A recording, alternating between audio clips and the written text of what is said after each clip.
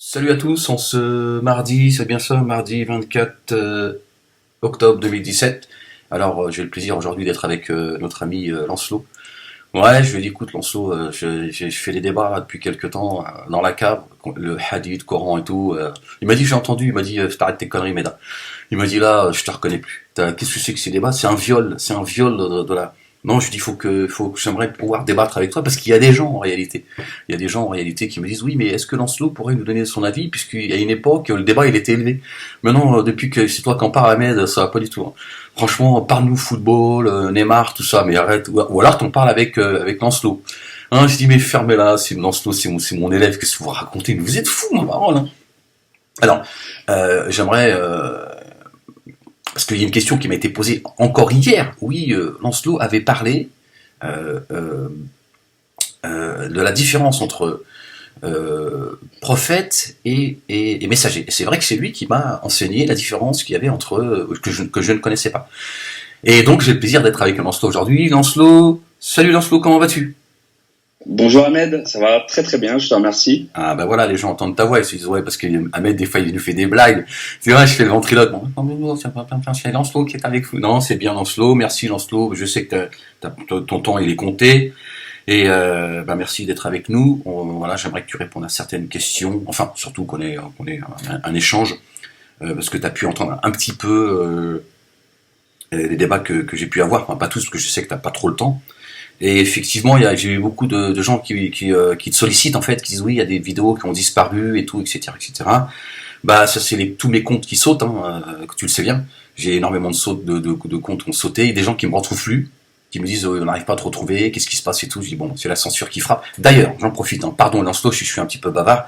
Il y a des gens qui me suivent sur Facebook, ils suivent toutes mes vidéos. À chaque fois, je leur dis, je peux pas vous répondre. Les mecs, ils insistent. Ouais, mais tu pourras au moins me répondre et tout. Insulte-moi si tu veux, mais réponds-moi. Je ne peux pas répondre.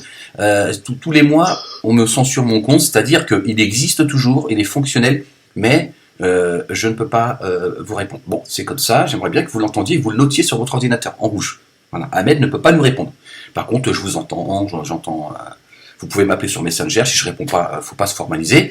Je suis désolé, Lancelot, parce qu'à chaque fois, je refais et je le redis, mais il y a des gens qui me suivent, hein, mais qui, à chaque fois, me disent, pourquoi tu me réponds pas?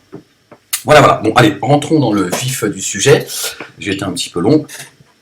Alors, est-ce que tu veux qu'on commence par rappeler ce qu'on avait rappelé dans une de nos vidéos qu'on avait faites il y a quelques années, c'est il y a 2-3 ans, déjà, et la différence qu'il y a entre messager et prophète. Bien, écoute Ahmed, pardon.